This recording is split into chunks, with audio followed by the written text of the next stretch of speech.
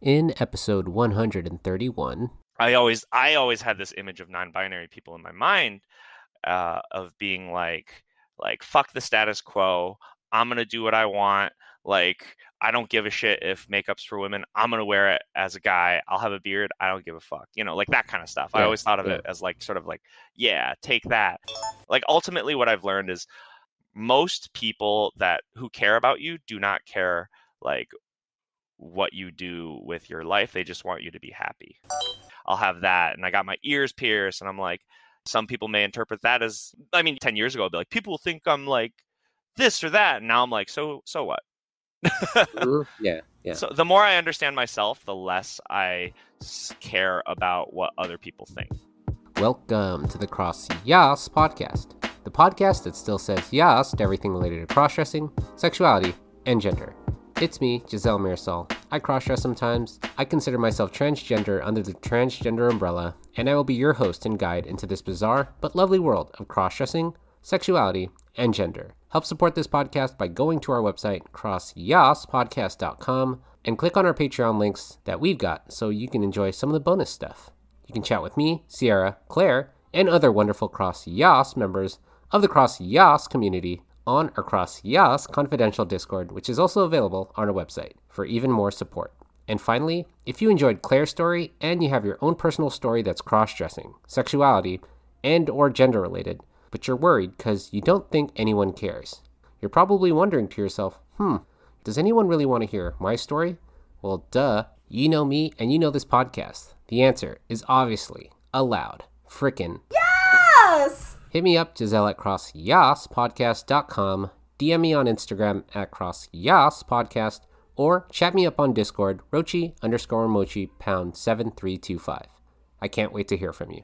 Hey CrossYaas listener, hope your August was great, cause shoot, mine frickin' flew by. And it's September now? Geez, can you believe it? I do not believe it! Have a bunch of YAAS convos for you, just all lined up, and I can't wait to share them with you here on the podcast.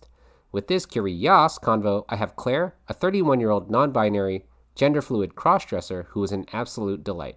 She's got a lot to say, as you'll hear in a bit, and when I chatted with her, well, she was highly caffeinated and ready to go. She's a fireball of a person, and I can't wait for you to hear what she has to say.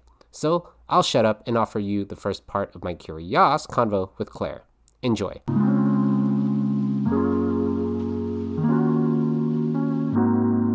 All right. Well, Claire, welcome to the CrossYaas Podcast. How are you? I'm doing great. Thank you for having me. I'm super excited to be here. Yes. Well, let's introduce you. Who are you and what are you doing here? How do you come to the podcast? Yes. So my name's Claire. I've been listening to the podcast for maybe 3 months now, 2-3 months. And I'm just on here to tell my story. And, Yes. I figured it'll be a good thing. Scary, but like overall, it'll be a good thing. Yes. I'm super excited. Well, what are you exactly? Like, what are you? What are you? Of course. Yeah. How do you identify all that stuff? All that good stuff. Yeah. I'm transgendered umbrella. I'm technically transgendered, and I would say I'm non-binary gender fluid at this time, just kind of exploring it all and to kind of quick fix it or give it even more of a simple, I'm like a crossdresser, but it feels more than the term crossdresser that my brain interprets as. So I feel like, non-binary gender fluid kind of adds a little bit more like specificity to it. I like that. Mm-hmm. What else? How about sexual orientation and all that other stuff? Yes. Female attracted. I have the capacity to be attracted to men, but I'm not really attracted to masculinity per se. So it's not so much like I see a guy and I'm like, hell yeah. It's more like, okay, that's cool, whatever. But if I get to know someone, I can be like, okay. You could almost probably say like pansexual to a certain degree, but I haven't fully like tested the limits of that either. So. Ooh, yes. We'll get into that in a little bit. Because, we love our sex stories here on the podcast. If you're willing to divulge it, we're excited to listen. Who knows? Yes. Well, I can't wait. But how did it all start? Tell us your origin story. Where did you figure out? How did you figure it out? So it all started in 1700s. on the streets of London. I don't know where I'm going with Yes, this. It yes. all started when Oliver I was Twist.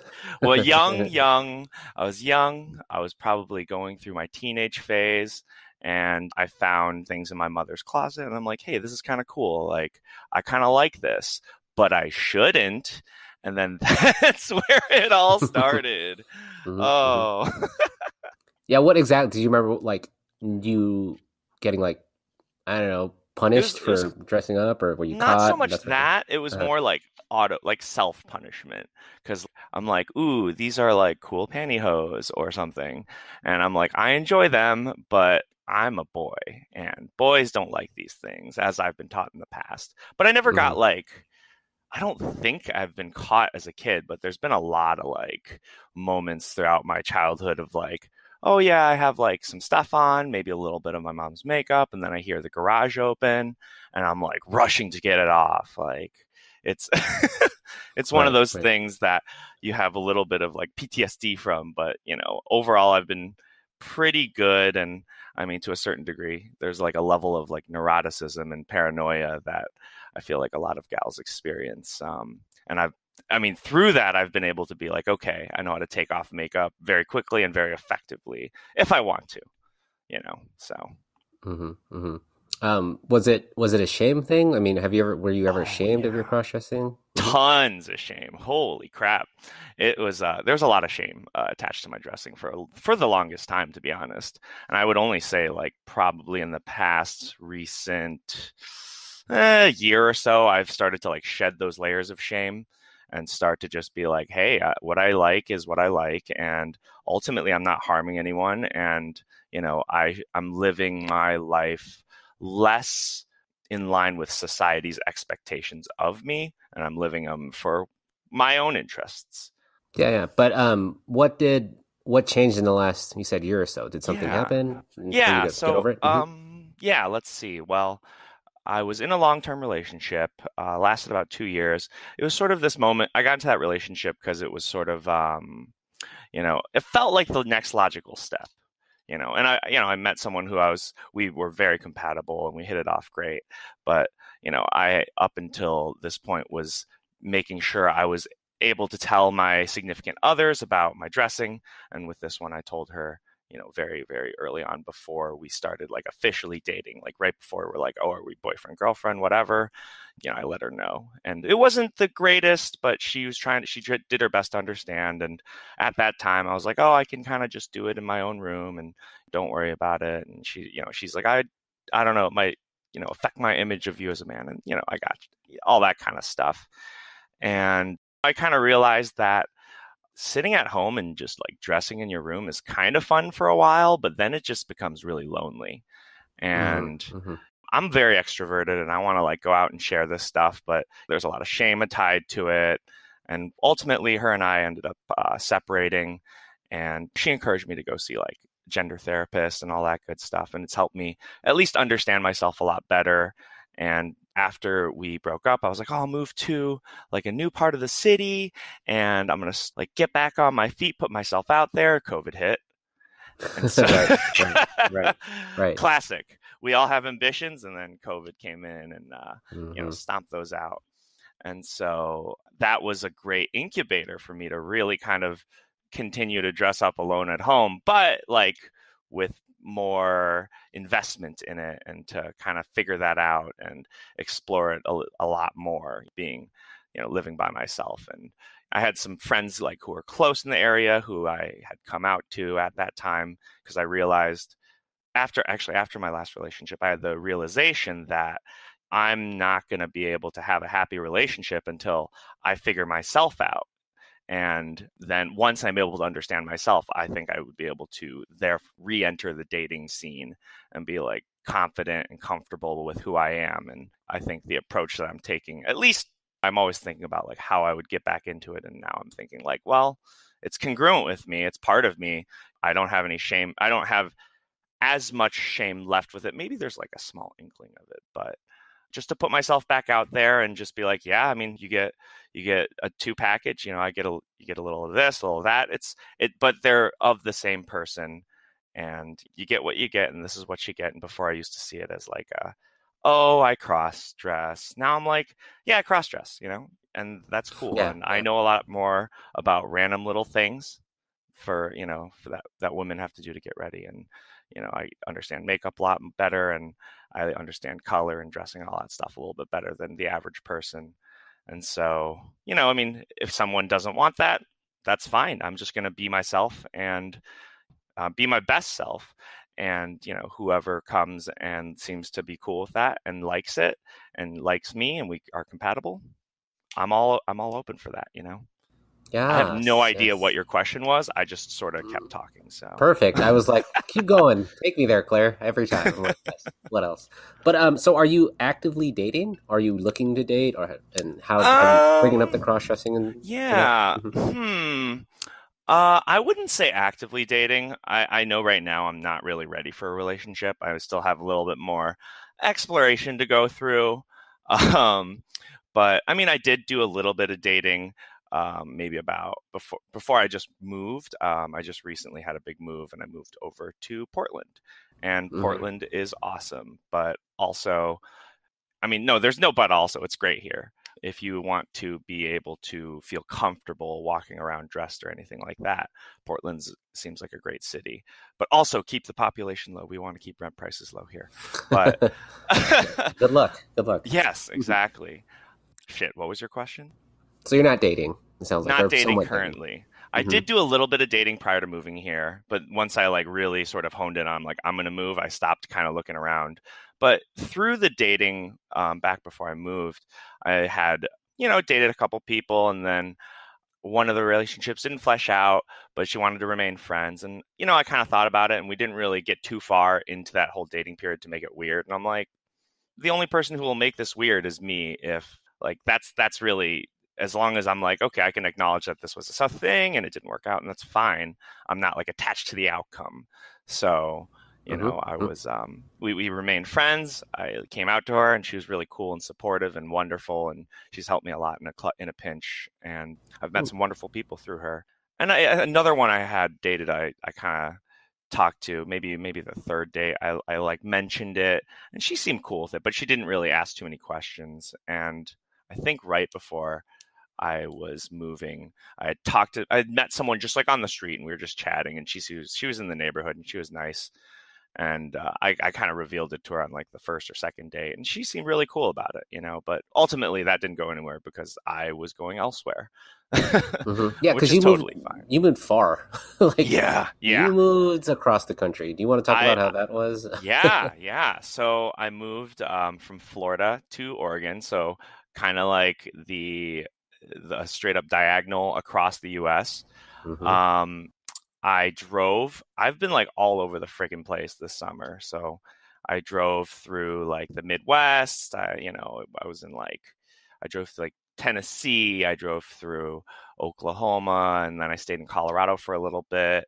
Then there's two of my really good friends' weddings this summer. So there's bachelor parties to attend and all those types of things.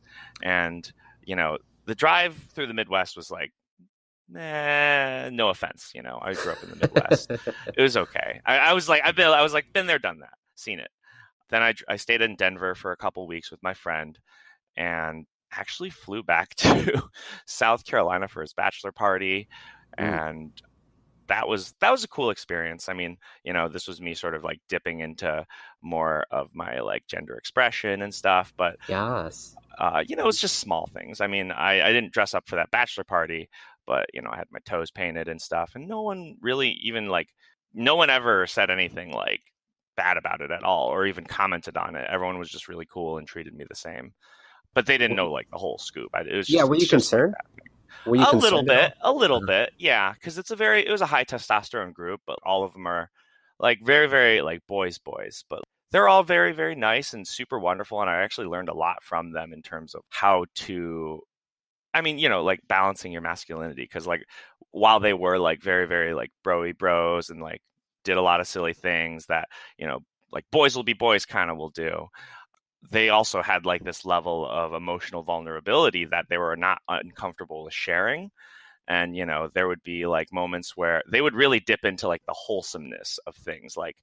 They would say oh, are you, like, I'm going to cry on your wedding day. It's going to be amazing. I'm so happy for you. And like, as an Asian guy, I feel like in my family doesn't really express our emotions that much. And it was just interesting. And neither does my friend group doesn't really express our emotions that much. But, it's just nice. It's just kind of like refreshing to see, all these broy bros being like, hey, like, you're a wonderful person and we're so happy for you. And just like being like taking that moment to be like, this is going to be a beautiful day. Like it was just really, really nice and really wholesome. And I was really touched by that group. They're, not physically, but emotionally. Yeah, it doesn't hurt sometimes.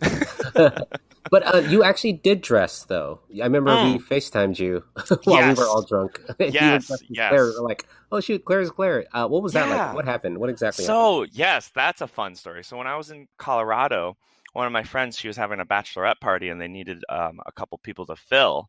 And I was like, I'll go as Claire. And, she's like, I'm like, if you're cool with that. And she's like, of course, I don't care. So I'm like, okay, cool. Like, let's do this. This is going to be fun. I'll go as Claire, but like my crutch is like, I don't really own pants. I don't know. I feel like they make me look top heavy. And I like to wear clothes that are like a little bit more loose, a little bit more flowy, that balance out my proportions and stuff. But I was like, okay, well, let's see what we can get for this like pedal pub thing. Because I've been on pedal pubs. I don't know if you've been on them. Have you? Never been. It looks like fun, but I figured if I'd be too drunk, I'd be passed out on the pedal. Oh, no, it's like a hot tub where you're like, if you drink in a hot tub, you get out, you're like, whoa, I am freaking drunk.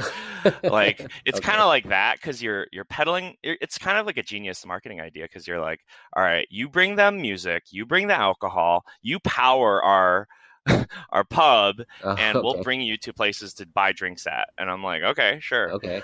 And so I was thinking, I'm like, what can I wear? And I was reading the pedal pub rules. They're like, don't wear sandals, don't wear skirts. I'm like, well, shit. Like that was like my first sort of thing. Yeah. Okay, well, let's see. And then I ended up going with like shorts.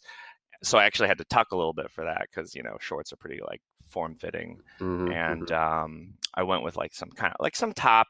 And, this is also exercise too. So I'm like, okay.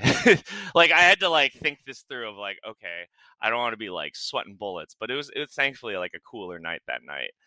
And I went out as that and it was totally fine. It was a lot of fun. All the girls there were like super like blown away. They're like, wow, you look so good. I would not recognize you, and they were really sweet about it. Cause like later I would talk to them at the wedding and they're like, I hope I wasn't annoying you asking you about your makeup. Like, no, trust me. I love that. Like I love to talk about that. So, it was a super wonderful experience. I didn't like Denver's a very cool city. I did not seem to have any issues like just being there.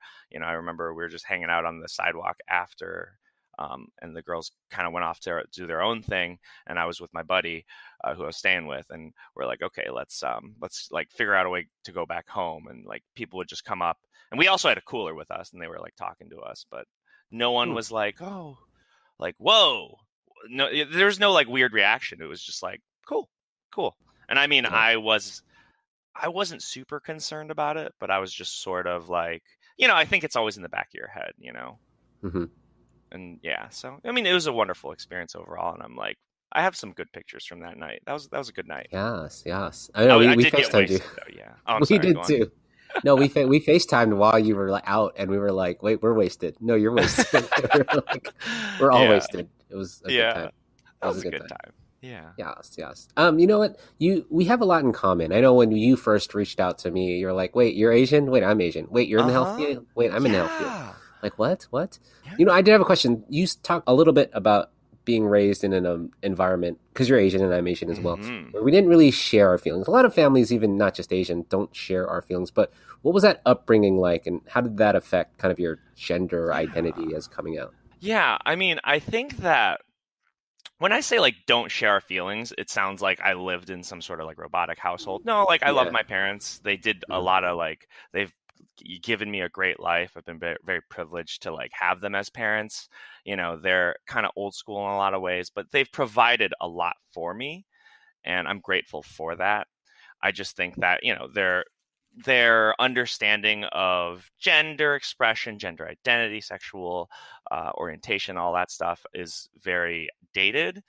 And I mean, growing up in that household, it wasn't like there weren't like outwardly homophobic things said per se. I guess there were like, you could tell there was like an air of judgment to them, like, oh, gay is bad, or oh, that's like that person used to be a man or something. I mean, yeah, like, yes, transphobic, yes, a little homophobic, but there wasn't like an air of hate to it, because some people always think of worst case scenarios, people like pounding their fists on the table being like, we're going to get rid of them all. Maybe that exists in places, but fortunately, for my family, it wasn't there.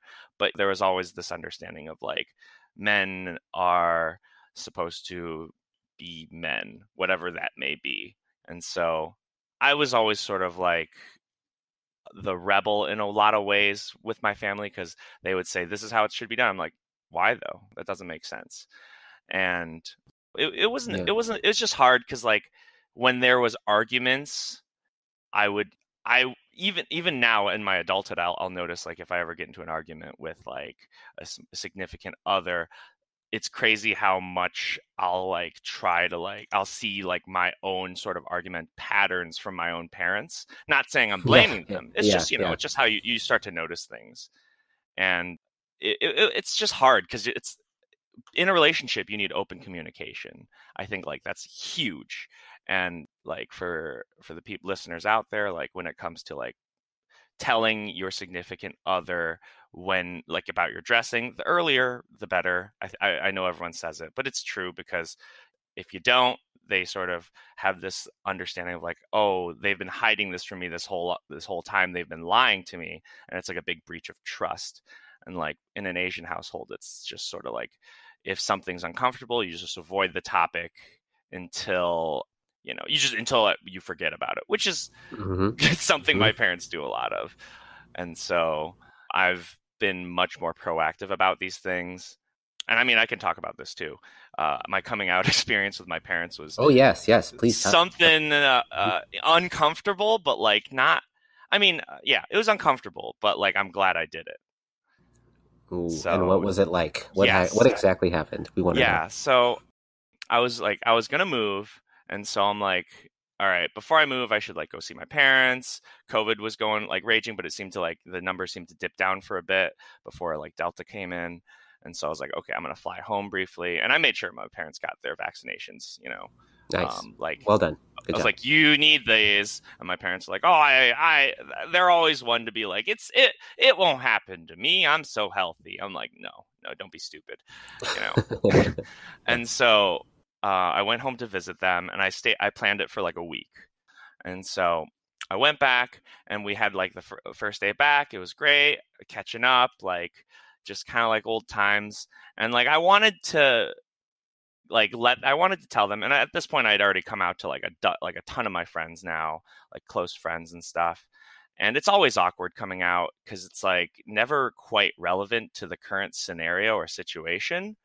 And so it's just like, hey, how's it going? And things are kind of going back into like normal old stuff. But then it's like, by the way, it's never not awkward. You always have to kind of like re-come out to people just so like, I mean, not re-come out, but like constantly always be coming out, because people you reconnect with that are friends you haven't talked to, it would be weird to just be like, hey, what's up? By the way, this, I don't know. Maybe it isn't weird, but it for seems some people, like, yeah. And so back to coming out to my parents, I wanted to do it on like a good note. And so it was a good day. It was the day 1 out of 7. And I like sat them down, and I'm like, hey, I just want to let you know I love you guys, and I want to tell you something, and I'm only telling you this because I want to be closer with you all, and you guys are important to me. And I asked, and I told them 2 things, one of which was, do not try and quote unquote fix me or change me, and 2 is to try your best to understand. And so then I like threw it out there, and I was like, hey, so I am non-binary gender fluid, which I feel like to them made no sense. Yeah, what they were like, is that English?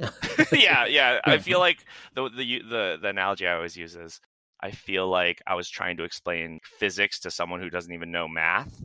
Yeah, right. And so like I was basically like, I like to wear women's clothes, and I am taking part of the reason why I'm moving is to be able to explore that more, like in a more comfortable environment.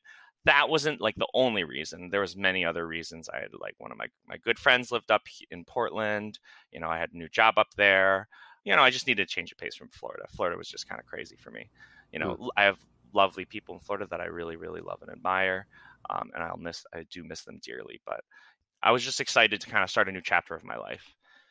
And so I told them that.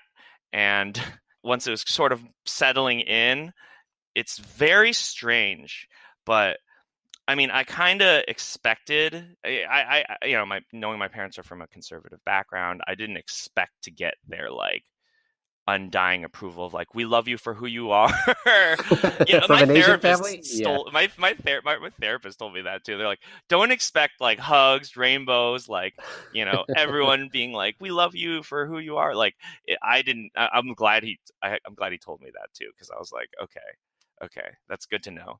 And so I wasn't met with like open arms per se. It was more like emotional destruction on their side. But that's why I was around for 7 days, to like let them process through it. And I didn't want to like drop it and then disappear, because then I don't want them to create all these like possible narratives in their mind. Like, oh, maybe he does this because maybe it's something we did, or maybe it's this or that. And like, I didn't want him to go into that sort of mode. Like it was my fault, or, you know, it was because you didn't have a strong enough father figure. Like, I didn't want it to happen like that. So I was basically there for 6 days to troubleshoot and like answer any questions. And it was super uncomfortable, because like I watched my parents go through every stage of grief in front of my eyes. Literally every single stage, like textbook: denial, anger, bargaining, depression.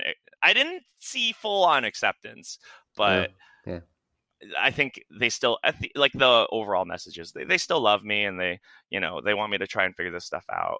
I don't know if they didn't want to see photos or anything like that, but you know, as best as it can be, and anytime we talk, it's never about that. But there was like moments where, like, there was a really nice moment where my dad opened up, and he's like, I feel like I've really like failed as a father. And, you know, I mean, I don't think he did. I told him, you only did the best that you could at the time with what you knew. And I can't fault you for not knowing the future. I can't fault you for anything. I think you've done the best that you could, and I want to continue and have a good relationship with you. And he was trying to rationalize it in his own way, saying like, oh, well, I believe in reincarnation. I've heard of people being women in past lives, and then in this current life, they're gay because they used to be a woman. I'm like, sure, whatever, like, helps you understand it and rationalize it, I'll take it. I'm not going to correct you. Right, you know? Right. And so I found that as like a soft acceptance, because I kind of like left it as like I love you guys. If you want me in your life, keep talking with me, and like accept me for, respect my decisions at least. And they seem to be kind of going with that too.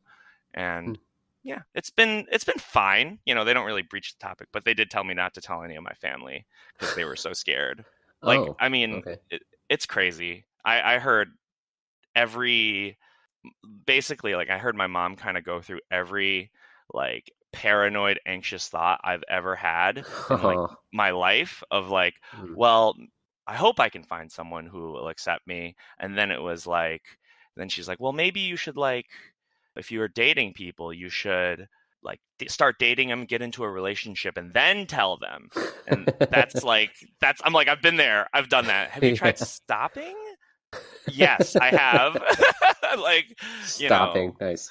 Yeah, I know. It's funny. And so, and there was a moment actually, like in my mid 20s, where they found my entire stash. There's several moments where they found like articles, and I like played it off. Oh, it was a friend's bra that she left when she had to change for swim practice, or this or that. And like that, like, amped up the paranoia. And then they found the whole stash, and I'm like, oh yeah. So yeah, that's a thing. And like, they sort of like were like, okay, well, my mom asked me at that time, she's like, are you gay? I'm like, no. it's funny because that's always the first question they ask. And then and then she's like, "Are you a virgin?" And I'm like, "Yeah." I couldn't lie to her. I felt. I mean, I did lie to her. I'm sorry. I was not a virgin at the time, but I was just like, oh. When did you reveal all this? Was this last month or 2 months ago? So, I mean, I was found out in like mid-20s. I'm like 31 now.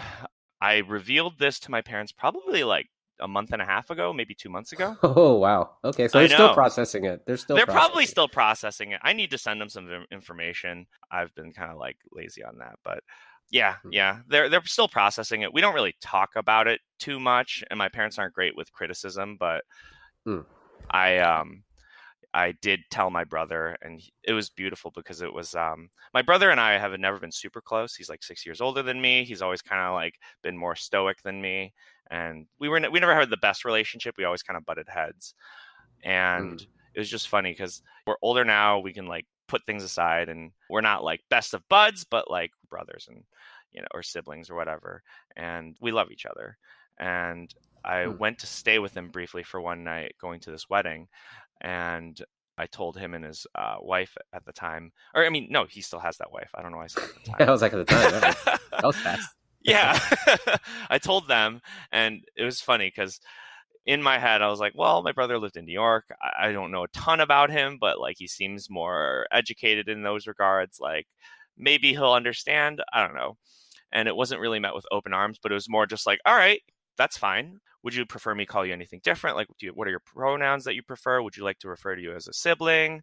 It literally changes nothing. And it was like left there. And I kind of like at the moment, I wasn't like, wow. But the more I think about it, the more it was like the perfect sort of response, because literally it doesn't change anything. Like my brother and I are still kind of like awkward with each other, but not in like a bad way. I know that we're on the same page of like he respects like my decisions and doesn't like think I'm like a weird monster or something, Right. Which is cool. It was like acceptance, but in the most brotherly way that he could have done, and I thought it was like kind of sweet in a lot of ways. Oh yeah, that's amazing. That's so awesome that your family is. I mean, your brother at least is understanding. Your parents, maybe give him more time. Give him some time, Like it was funny. The paranoia levels were high. They were like, "What if someone takes a photo and you're in the background of it?" I'm like, first of all, they'd be like, they wouldn't recognize me. They'd be like, "Who's that bitch? She's so good. Yeah. She looks so bad." Yeah. And it was my way of like flexing and being like, "Yeah, I know makeup," to my parents, but I don't think they really received it. They're just like, "What if this or what if that? What if someone finds it and like exposes you?" I'm like, honestly, whatever. Like, I'm not like doing anything illegal. I'm just doing just something that's different from the status quo. Like they went through every single what if I've ever been through in my entire life. So. For you, Claire, what did it take for you to be that whatever about it? That feeling of just being like, oh, yeah, okay, it's fine. Because you talk about you went through those paranoia stages, but like, how did you deal with how did you deal with it? And now did you come to terms being like, fuck it, I don't care anymore? Yes, right? yes. Yeah. For me, it was my last relationship. It was about 2.5 years. We got a house together. We never got engaged or anything, but I was just kind of going along with like what I felt life wanted. And I met a girl who we were very compatible. She was funny. She was like educated. There was a lot of rapport there. We had a good relationship in those regards. But I think that I was discovering that I kind of wanted more with my dressing, and it was kind of crossing the boundaries we had set initially. And for me, it was difficult because I felt like I had a duty as like a man to like do this and that. And I did in a relationship in some aspects, but I sort of introduced that to her in the relationship as like an aspect of I introduced to her dressing as like an aspect of shame. Like there's some shame tied to it. Like, oh, yes, I cross dress from time to time. I'm like, sort of like, I'm sorry about that. Not saying that, but sort of with that air of judgment to it. And things kind of like boiled over, and there were other issues in the relationship. That was part of it. We ended up separating, and that's when I had this moment of like, okay, so let's do a quick recap of my like dating history and look at like what went wrong. And I'm like, okay, I think the one thing here is like I don't fully understand like my dressing in regards to what it means and what it may mean, and I need to really explore that before I can feel comfortable enough to re-enter a relationship. So I'm in this sort of like exploring myself as an independent woman, and it's been wonderful. And, I'm really gaining a lot of perspective on life. And, and like for everyone out there, you just have to like go out there and do it. I am a little bit lucky in this case because my job doesn't start for I basically have like a full on adult summer. So like I've just had a lot of time to just like really explore that and have fun with it. So not everyone gets this kind of privilege, and I'm very grateful to have that. And it's been like really huge to help me understand myself a little bit better. Am I there yet? No. I'm always kind of wavering, like, what does this mean? And kind of shifts the more I explore too. So like it vacillates between maybe I want to do hormones, maybe I don't. I don't know. We shall see. And I'm excited for this journey of yours. Seems like a lot. Seems like a lot you're dealing with. Yeah. The move and stuff. Oh yeah. Yeah. I mean, I just want to be happy, and I want to put in the work to be happy. I'm not looking for a person to like fix me or help me guide myself through. I'm just gonna like figure this shit out on my own. I mean, like not on like I'm not I'm not isolating myself from the outside world. I'm just saying I'm taking this time to really understand myself and understand where I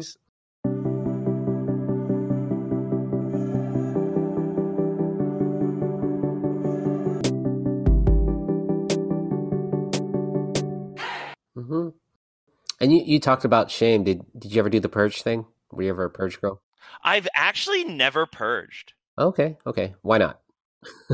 I think it's like a combination of there's a lot of shame. Don't get me wrong. And there was moments I've definitely said like, I wish I didn't do this, but at the same time, I wouldn't be the person I am today if I didn't do this. And I probably wouldn't be as understanding, as empathetic, and doing this has made me a shitload less judgmental because, yeah. And so I think that, I've never purged before.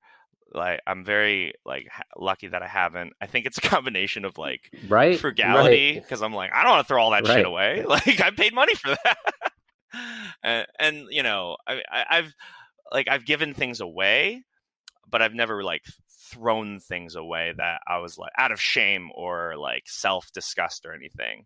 I kind of accepted that I would be dressing from a young age. Like, I was like, yeah, this is a part of me. It's here to stay. Like, and I sort of I had an ambivalent like relationship with it of like, yeah, it's an urge that comes up and I kind of try to take care of it and, this and that. But now I'm like, it's part of me and like, it's beautiful. And, the things I've learned from it, it's a level of artistic expression. It's a level of gender expression. And, I think it's, and we talk about, great. All these cross-dressing topics and stuff. One of our big ones is passing. How important is passing to you, Claire? Yes. It's interesting. For me, like, I think passing is kind of important, but also kind of not important. For safety, it's important. That, I think, it's like passing can be super, super important for me, because I'm just sort of the mind of like, I want to look really good. And visually, they'll be like, oh my God, who is that? But like, I don't know. I don't really change my voice like that. I don't do any voice training things.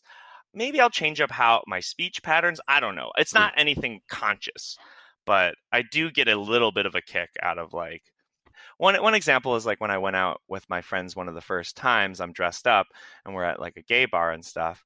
And I roll up to the bartender. I'm like, hey, dude, can I get like 7 Michelob Ultras for me and my boys over here? And the person just like sort of like has this exasperated, but also like huge grin on their face. And I thought it was like kind of humorous in its own way. So I like to have fun with it to a certain degree, but it's not necessarily like I want people to, I don't know. It's just me, and I just kind of go with it. I like to visually pass, but vocally, I'm like, people have low voices sometimes, and I could be that.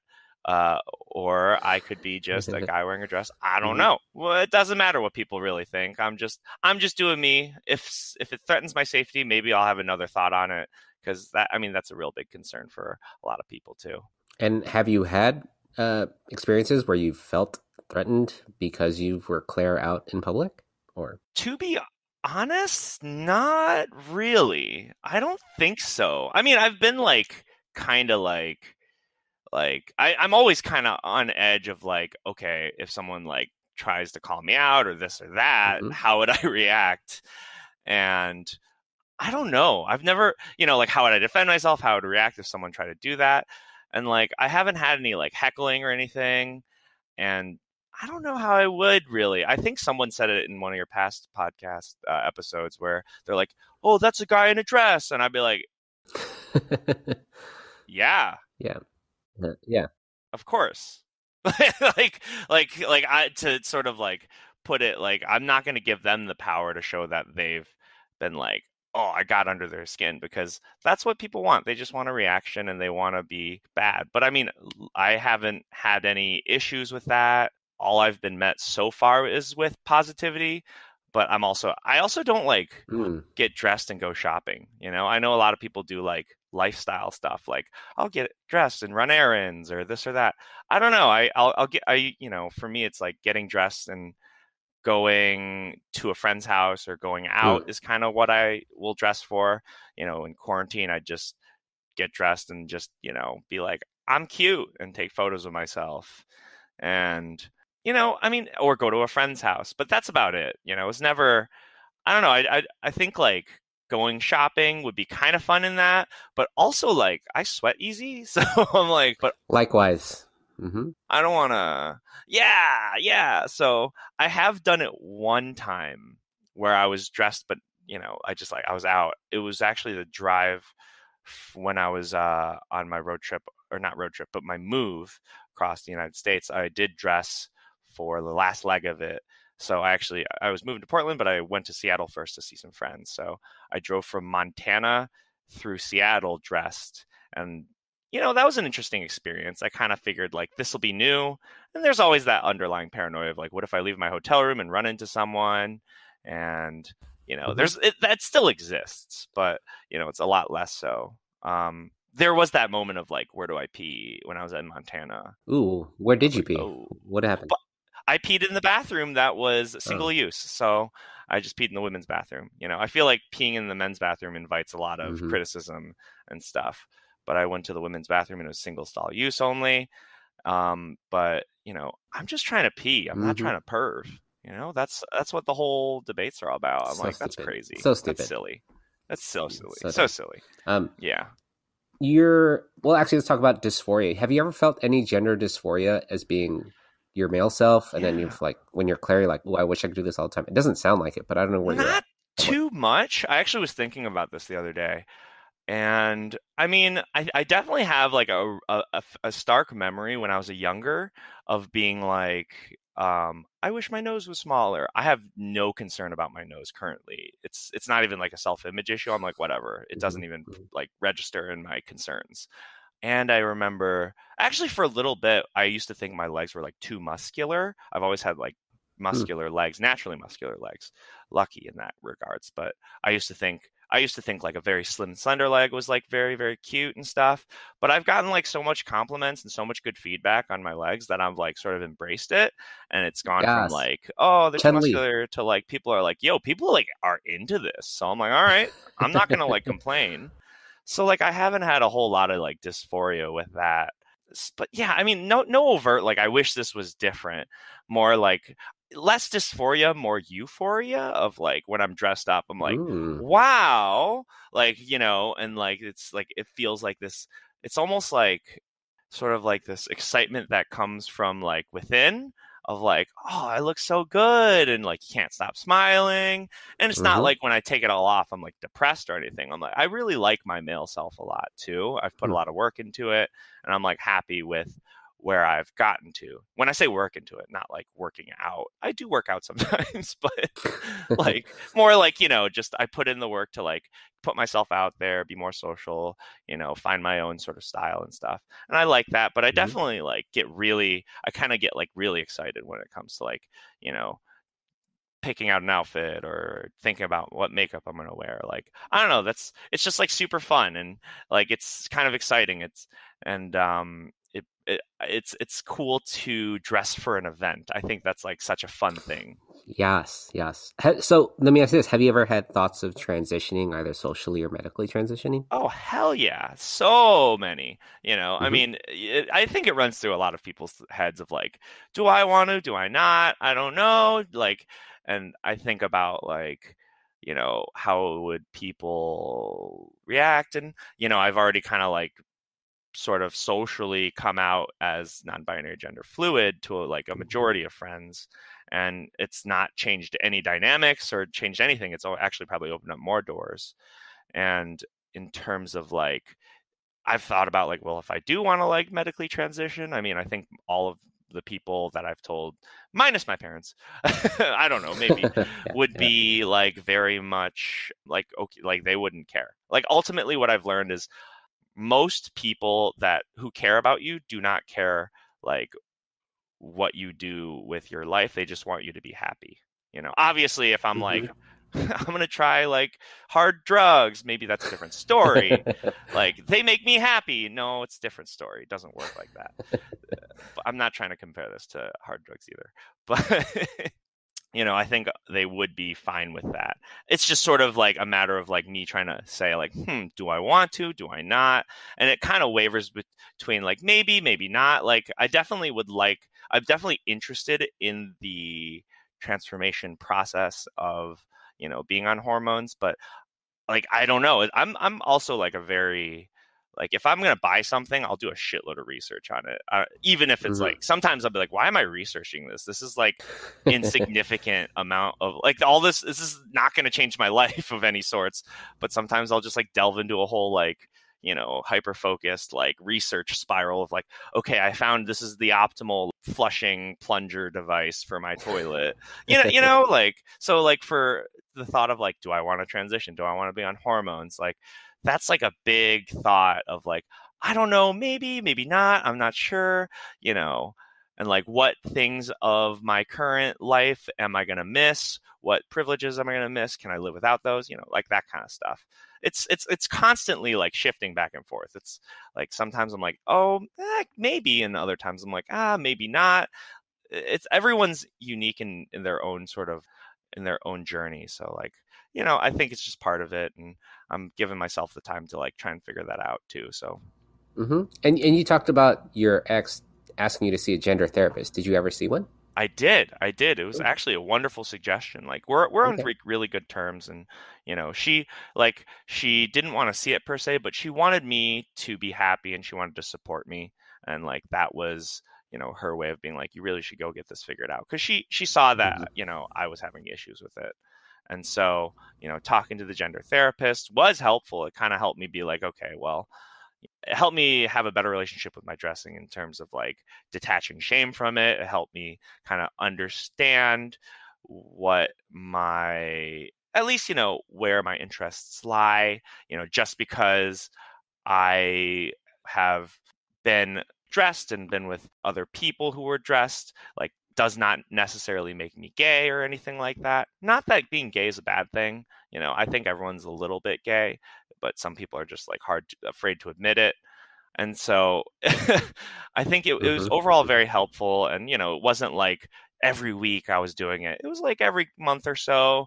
And like, as things got more stable, maybe every couple months or so. Last time I talked to him was just before I drove over here. I actually want to do like a quick follow-up with them just to kind of like touch base with them. But they've given me some pretty valuable information and all that good stuff, and they help guide me through this journey a little bit as well. And I've never seen a gender therapist, and maybe some of the people who are listening on the podcast haven't had a gender. What separates them from a therapist who doesn't focus on gender exactly? Yes. I've never seen a therapist who doesn't focus on gender, so I'm not sure. But That's true. What is exactly? I haven't even seen a yeah, therapist. But what is a gender therapist for you? How has that yeah, helped you, or what yeah. exactly have they done for you? I mean, they've helped me sort of just like help me like really think about like what I want in life, what I want from my dressing, to kind of dig deeper. I've heard people think, there's some people who say like, oh, a gender therapist is there to just like say, yes, here's your written note and go get your hormones and blah, blah, blah. It's like, no, it's not at all like that. With my indecisiveness, they weren't trying to lead me to a decision. They were just helping me sort of parse through my my thoughts process on the whole thing, and tried to help me dig deeper on like why I do it or why I want it. They never at any point were like, oh, I think you should do hormones. I think you should, like, you're definitely trans, you definitely want to transition, or you definitely, they weren't like that. It was like those discussions were never had. It was just more like, okay, like, tell me about your relationship with dressing. Tell me how that makes you feel. And I don't know, it just helped me really like slow down and sort of break down understanding my dressing in more like baby steps. And so people who can do that, cool. I love it. I'm happy for you. For me, I'm like, I don't know. So, it helped me unravel a lot of like shameful thoughts that are sort of like hard coded into my brain from years and years of, societal expectations and stuff. Yeah.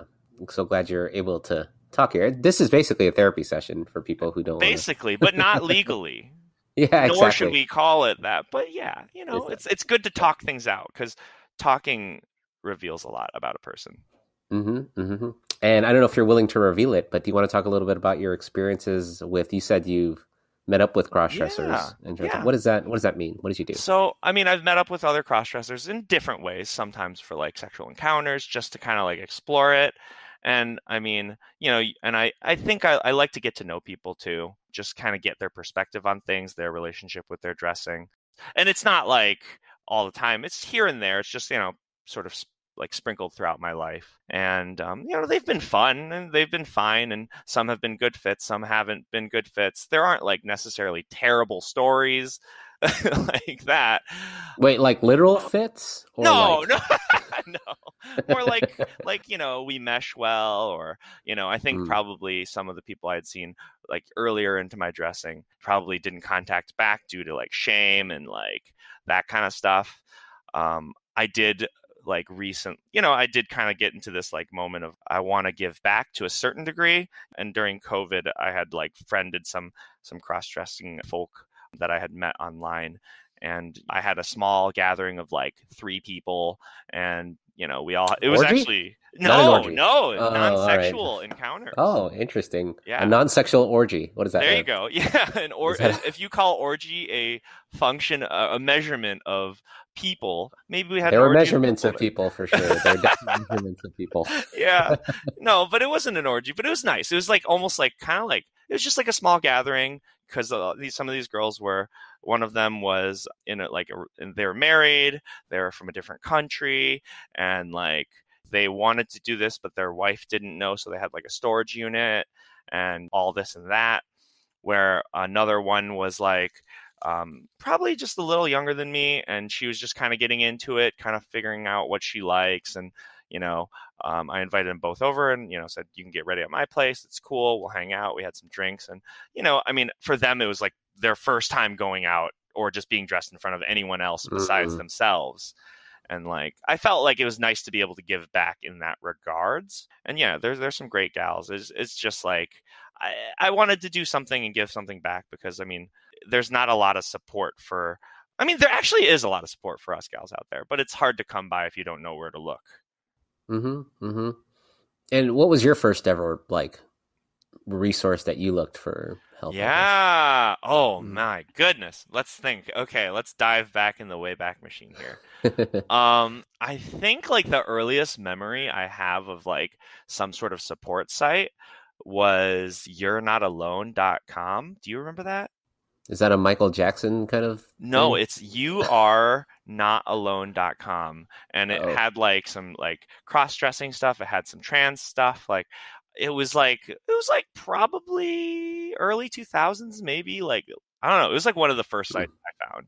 There were some like Angel Fire GeoCities. Like, GeoCities, yeah. I was going to say some yeah. GeoCities. Yeah, I remember finding this one gal. I think I like typed in cross-dressing and I found it in the images of like this gal who had like who liked to dress and she liked to paint her like nails like a wine colored. If she's listening, she's from the UK. I don't know. That's all I remember. But her favorite like nail color was like red wine and like her red wine color, and she loved to get dressed. And I found it through like Google Images. I saw an image. I clicked the image, like found the like blog on like GeoCities or something. And I was like, oh my God, this is amazing. Like there's people who do things that I'd like to do. And I think that was one of the first resources, you know, just those types of things. There was, I think like crossdressers.com. I think that was the one. Did that have like a website where there was like a forum?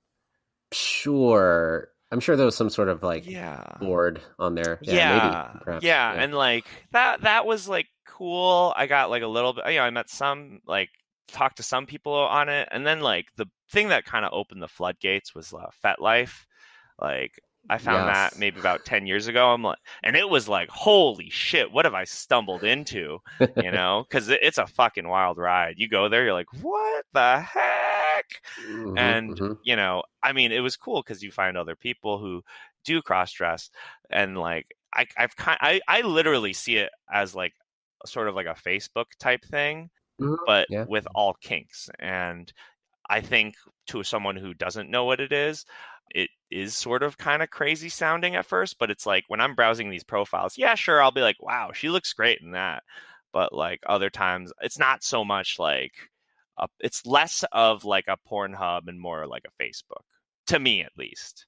Yeah, with sex elements. With sex elements. Potential for sex. Yes. Sexual endeavors. I found like events on there and stuff too, so.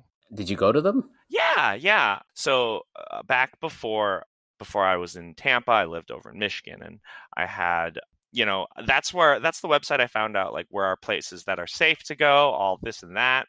And I remember I've been out to like one of the clubs in Detroit, and oh, I'm trying to remember, was it that night? I went to like one of the clubs in Detroit, Gigi's, shout out Gigi's.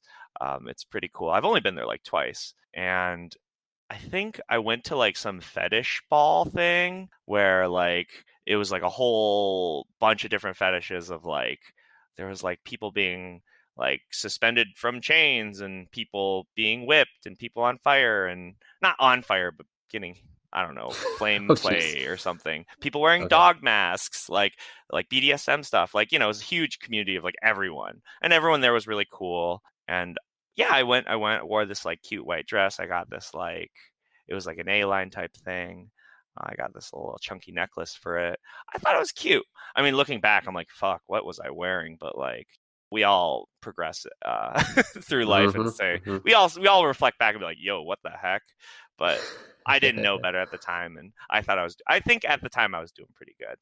And so, yeah, that was like a really cool event. And it was just my first time really seeing like people being like so open about their kinks and stuff. It was kind of wild. And just seeing how like the kink community is like very open and accepting, which is like very cool.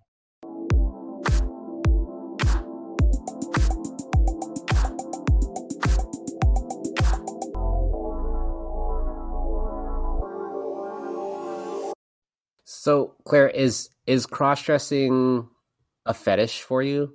Would you say? Wouldn't say, I'd be lying if I say it isn't, but I would say there are fetish elements to it. But I think that someone explained it very well before. When you first discover it, you kind of hide it and you almost feel the shame of a fetish with it too. And like, that's all you kind of know about it is in your own room, in your own privacy. And as you start to explore it more and you start to find, you know, you enjoy certain aspects of it that are non-sexual, you start to realize it might be more than that. And there are people who are, I know a couple of cross-dressers who are cross-dressers purely by kink. Like, they're like, oh, I'm a guy, but like, I like dressing up like a little slut and blah, blah, blah. And I'm like, that's cool. As long as you know that, I respect that.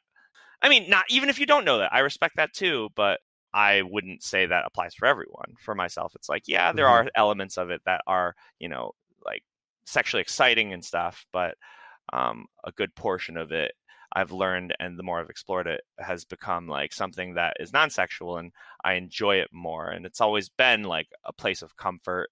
And I do see it as like almost like to a certain degree of like a level of self-care. Like, I mean, as a guy, it's like, I'm here, my face is clean, I brushed my teeth, maybe I shaved, but to get dressed up, you got to like shave your entire body, you got to like do the makeup. And so I've sort of like cycled it as like a level of self-care, because, you know, you are kind of pampering yourself to look good for whatever outfit you're going to wear and stuff like that.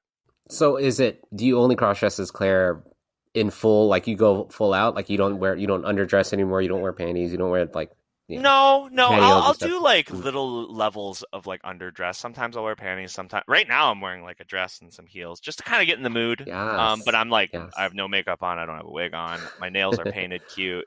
And it's funny because you mentioned that, because like it's kind of like this whole idea of like non-binary folk. You know, there's no right way to be non-binary. Non-binary means like, and correct me if I'm wrong, but I think it's like you don't really identify fully with either of the binary. Pretty much, and yeah. Like I identify parts with each, but not fully with either. And so like technically I would say at this time, at least to my understanding, you know, I am non-binary. And I always had this image of non-binary people in my mind of being like fuck the status quo. I'm going to do what I want. Like, I don't give a shit if makeup's for women. I'm going to wear it as a guy. I'll have a beard. I don't give a fuck. You know, like that kind of stuff. I always thought of it as like sort of like, yeah, take that. But the more I've explored my dressing here, the more I've become more of a non-binary look out of laziness, like apathy, like, and like frugality to a certain degree. Because like I'll paint my nails for getting dressed, and then I'm like, they're so cute, I don't want to take them off. Well, who the fuck cares if I'm wearing pink nail polish as a guy? Like, fuck gender roles. What genders don't deserve a, like, colors shouldn't just be for a gender, you know, like I don't know. I just sort of like don't care enough to take them off. So like I'll have that, and I got my ears pierced, and I'm like, some people may interpret that as, I mean, 10 years ago I'd be like, people think I'm like this or that, and now I'm like, so what? Yeah. So the more I understand myself, the less I care about what other people think. Okay. Yeah. And because it's like, whatever you know.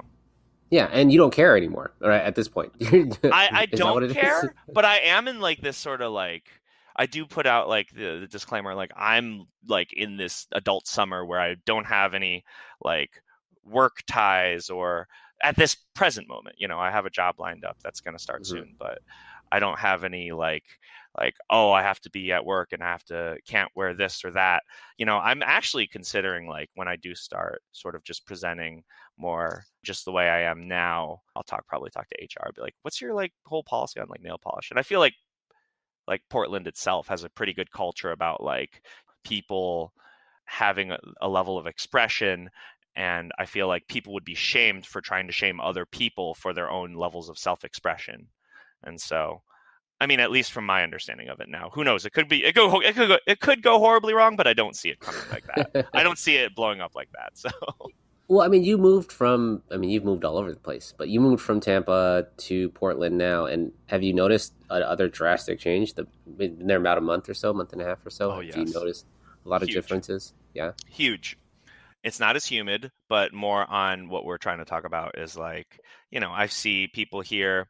I mean, I see trans folk out all the time, just in different areas, just doing their thing. And it's not like there's no like issues with that. No people are like pointing it out. There's no laughing. There's no like belittling, you know, there's no people pointing and laughing. It's just like people will mind their own business, and they will respect people's decisions in life. You know, they're not going to be, people don't try to like police how people live in this city in regards to how they present.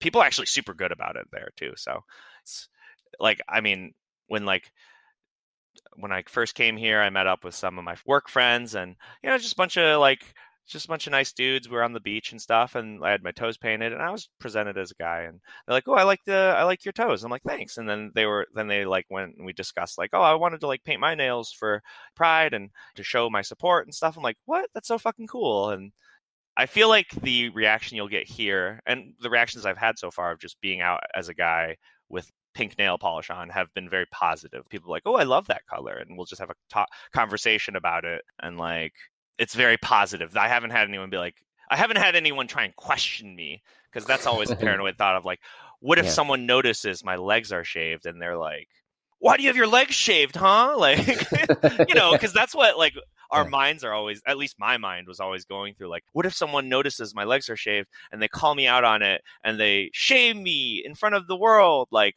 that never happens. Like, I've shaved my legs for probably 10 years now.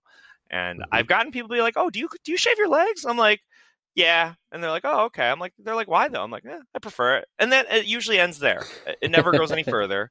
I've never, I used to think, if I have a little nail polish on my nail, are people going to see that and then be like, "What is that?" And then call me out. And then the whole, the whole facade has been pulled down and I'm the wizard behind the curtain, like, no, it's not so, it's really never like that. And plus you haven't had any bad interactions so I really far. haven't. I don't, I mean, my parents, I wouldn't say bad. I was more I kind of was expecting that too. But yeah, like, I haven't had any bad interactions. I've had some like incredibly positive ones that are like very like touching. Like, I don't know, just seeing this level of support from my friends is like something that I'm super grateful for. And, it made leaving Florida a little harder because like I had some really wonderful friends there that, supported me when I first came out to them. And when I first came out to them, it's sort of, okay, they say they accept me. They seem like cool about it. But really though, is it cool? That's like that self-doubt. And I remember like, I would go hang out with them, and sometimes I'd be like, "I'll just go dress because I'm already dressing, whatever." And I'm like, "Is it cool?" They're like, "Dude, it's fine. Like, you do you. We're happy to have you here. We do not care." And they said that a lot. We don't care. And, every time I went to hang out with them, they didn't, and nothing was different, and it was great. And they really kind of boosted my confidence in myself to like be able to say like, people don't really care, and people who do care, fuck them, like I always think about like, what would people say and what will people do if they found out? But now I think about that too, of like, honestly, like, that's a lot of energy to like waste on someone. And I thought about how often I think about other people to that level. I don't. I don't at all. Right. I'm like so caught up in my own head. I don't notice like what other people are going through in that regards. Like, I don't notice small details like, oh, this and that. I'm just like, that's cool. And then I just move on.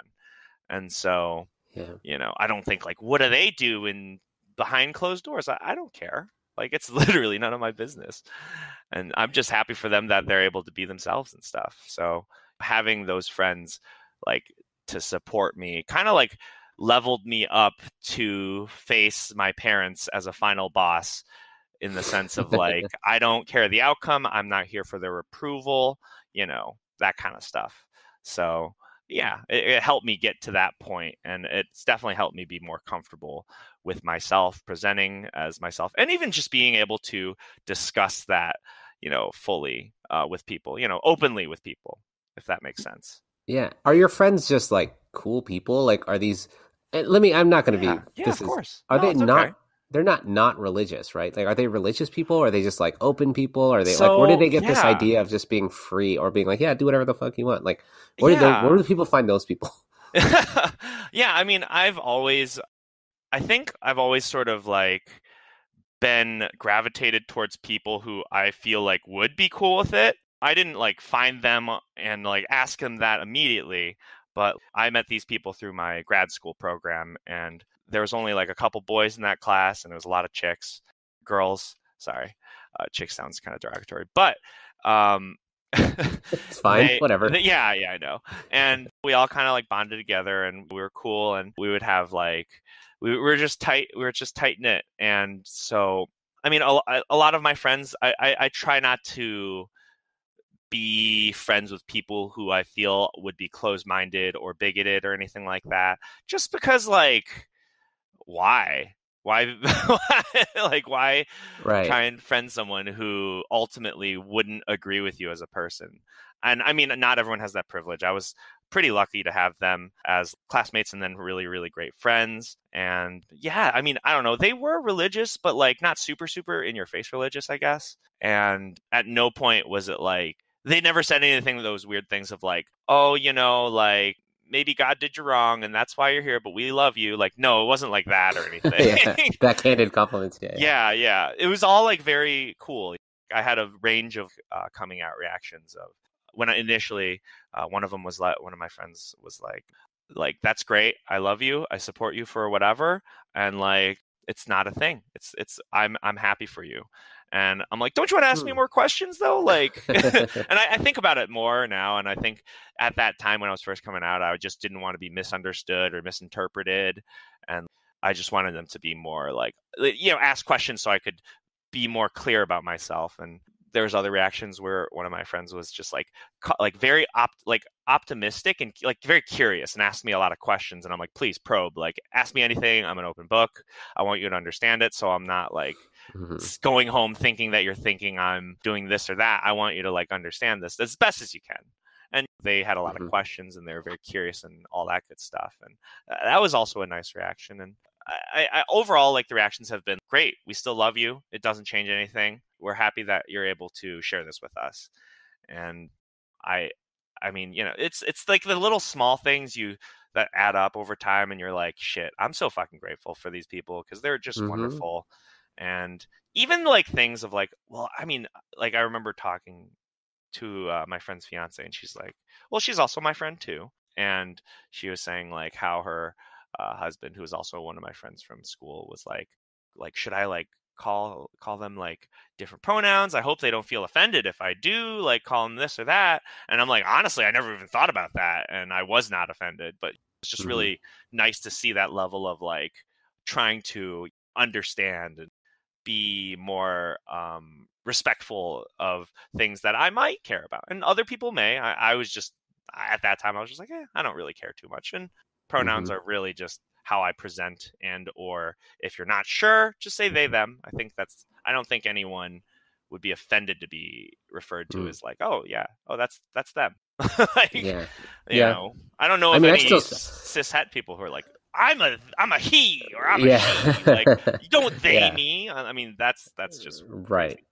Crazy. And I still struggle with the they them pronoun anyways. I'm just like, what is it? Huh? Like that's one person. Oh no. And so it's going to take a while. It takes a minute. I do it with dogs, actually, funny enough, because half the time you're like, oh, that's a cute dog, but you don't know. You try to look for like if they have a penis or not. And you're like, I'll just like, oh, they seem pretty cute. I like it. You know, I like them. You know, I like them. Y'all, very inclusive, as Southern as it is. It's very inclusive. True. I'm reclaiming it. Nice. And yeah, I mean, you know, it's, I guess I haven't met like, I mean, I've probably met some non-binary people, but I don't know. I haven't really met anyone who's very outwardly non-binary. And I guess like, am I trailblazing it? I don't know. Like trailblazer sounds like I'm actively trying to do something. It's more like I'm very lazy. It's like I'm lazily non-binary. Like, oh, perfect. Like I have some some makeup on from yesterday that it didn't fully take off. Whatever, fuck it. I don't care. Like that's until some people are like, wow, they're wearing eyeliner or something. Like, I don't know. I was. So I think that's perfect, because that's what 80% of like the non-binary people are out there. They're like lazy and they're not out there doing stuff. They're just like, I'm just wearing it, whatever. And it's like, cool. And then if people get up in arms about it, it's like, you think about it, like, what if someone's like, oh, why you wear makeup? I'm like, I don't know, like, I wanted to. It's like, oh, okay. Well, exactly. Like, isn't that for girls? I'm like, I don't know, is it? Like, it's sort of like you put them in a moment of like, all right, you know, I mean, this has never happened, but like my understanding of it is just like, okay, so like, why does it mean so much to you? Like, why do you care so much?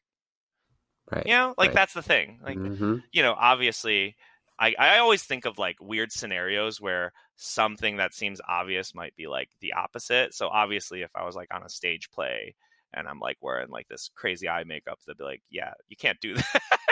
But like that's a hyper specific scenario that I would never run into, you know. Maybe that's anxiety. Right. I don't know. It's a lot of anxiety that builds up in our heads that we're like, there's no way this scenario would ever happen, but if it did, fucking ready. Like what? I've definitely thought of like my escape plan if I ever got in danger. Like, I don't know. Like I'm not a fighter. Like I wouldn't be able to defend. I wouldn't be able to defend myself in that regards. I'm good at talking my way out of things, so maybe I could do that. Or like my other thought was just be completely feral. And like go crazy, and they're like, "Oh fuck no," you know, like something. It's not so much like physical intimidation, but just like it meant just straight up in like just seem insane. So they're like, "I don't know, thanks, I'm good." But I don't know. I haven't been in that scenario yet, so I'm not. But sure. You're not putting yourself in those situations either. So it's that's like, true. That's I doubt you'd be that kind of person. It's like, why are you walking down that dark? Yes, exactly. Like, yeah. What are you doing, Claire? Definitely not. Can you tell us a little bit more about Claire, though? What is Claire different than your male self? Is it a persona? Is it like just a different version of yourself? Who is that? Who is Claire? I don't know. I think I kind of feel like Claire is this right here, right now. I mean, yes, I am Claire, but also, perfect. You know, is she different from my male self? I don't know. Maybe I haven't really had anyone say anything different. Like, oh, you're like a totally different person. Maybe I'm more like Claire's definitely more like feeling herself more. Not that I like don't feel myself as a guy, but it's just like that sounds weird. But hey, feel all up. Yourself. Yeah, fucking do what you want to do. You know, it's your body. Have fun with it. But, you know, Claire, I'd say it's pretty much like our personalities are pretty contiguous because I really like my personality just in general. And like, I don't want to have to change it to make it feel like it has to be more feminine, because then I think about what makes a feminine personality. Then I feel kind of sexist if I think of like things that would make a feminine personality. But then there's like positive things like more like caring, more emotionally in tune. Not saying guys can't be like that, but women are more often like that too. And so like, I don't know. I think like, I don't think there's a huge difference. Claire's definitely just more feeling her oats, is whatever the kids are saying these days. I don't know what they're saying. I'm in my 30s as well. I don't know. But what is Claire like to wear? What is your go-to outfit? So What do you like? What is a Claire? You know, Claire's like that's Claire's a fucking hottie. She's a little cutie. Yes. Like I like just like flowy things. I like drapier things. I don't really like super tight fits too often. I think I started out with tight fits initially, like bodycons and stuff, just because I just didn't know how to dress my body per se. And it felt nice at the time. You know, you're like, ooh, dress feels tight on body. I like that. Or, you know, then after a bit, you kind of like want to explore different things. Like, what does this dress feel like? What does that thing feel like? And I mean, I've definitely settled, kind of like honed in on my style. It's just like, I don't know, whatever Target offers me on the clearance rack, but you know, definitely just something more cute, more casual. And definitely my wardrobe definitely shifted, or like my style definitely shifted the second I was like, I'm planning on coming out to people, you know, like, because I wanted to, and same with my makeup game too. Like when I was like, I want to come out to people, but I also like, I'm going to show them pictures. So I want to look good in these pictures. So like, I use that as a motivation to like get better at makeup, because I wanted to be taken seriously. I wanted to be more of like, I didn't want to, and I'm sure my friends would have supported me anyway, like either way, good makeup, bad makeup, they would have they love me and they love me for who I am, and they would have supported me either way. But like, I wanted them to be like, wow, holy shit. And so like that kind of motivated me to do that. And it kind of motivated me to get more practical outfits instead of like super platform heels and like, not that there's anything wrong with it. Trust me, I own those and they're fun. But like, you know, I'm not going to go over to my friend's house wearing like 7-inch heel stilettos and super tight mini dress, which isn't a bad thing. I show a lot of leg. Claire, those muscular legs, yeah. Claire's a little hottie. So yeah, I mean, her style is very like flowy, maybe some florals. I like maybe some like short skirts, but not like nothing like super super tight, I guess. just I kind of like that sort of. I think it's just so nice, like a ribbon dance or like silk in the wind. Hold on. And finally, the miscellany. Yes! And that was part 1 of my Curi YAAS convo with Claire. Ball of fire, I tell ya. Was I wrong? That girl was full of caffeine, and it was a treat for the CrossYaas listener to have her here. I love the story about her parents and her brother, and I love just how laid back and chill she was about her gender fluidity. If you enjoyed part 1, you're going to love part 2, where we we talk a little dirty and dig a little deeper into the life of Claire. What's that even mean? Well, stay tuned for next week's episode to find out.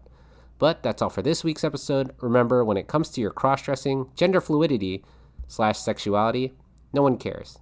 So do whatever you want and wear whatever you want within reason. And let me know what you need so I can help you succeed.